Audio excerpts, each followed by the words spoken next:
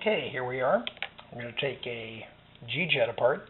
This is a regular 915 G Jet. This particular car is based on the G3R chassis as opposed to the standard G Jet chassis, which is no longer in production. This one's got a few tweaks. We have the body mounts, drilled out the gears, and drilled out the wheel hubs. Takes a little bit of weight off, doesn't really make that much of a difference, but it does look trick.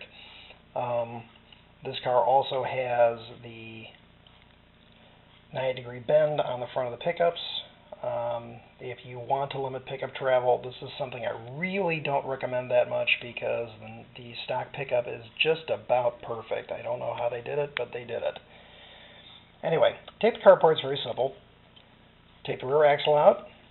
You take the rear clip off, and the brass weights and everything just fall out. Magnet removal tool. This is something that was a standard BSRT part. It's no longer in production. Jim Nagy over at Slot Pro Speedway makes a very good copy of it, though. So that thing's recommended. So to use it, you simply put it in like that, and you pop it out. If you don't have one, you can do the same thing with a flat-bladed screwdriver. Anyway, to take the end bell off, you take your end bell removal tool. This is in production from BSRT. Rotate it and pop the end bell out.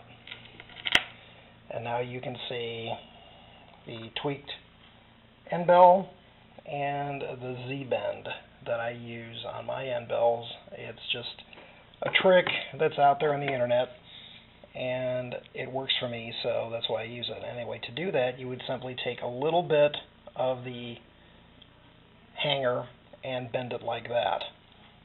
You don't want to take too much because it is a limited fit.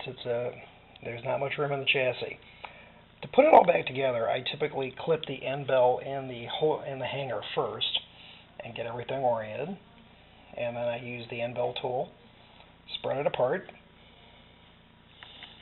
and then we insert the motor and the magnets like so. Take the end bell tool out, orient everything in the chassis, and everything's kind of in position, except the hangers are in the way.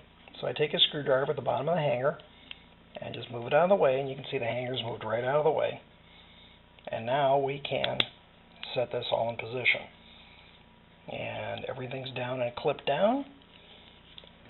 Next step is to put the weights in. Put one weight, put the spacer, put the next weight in position, put the clip on, make sure we put the clip on the right way, snap the rear axle in, make sure everything's nice and loose. We'll adjust the timing later, but we're pretty close, and that's where we go. And that's basically taking a G Jet apart, putting it back together.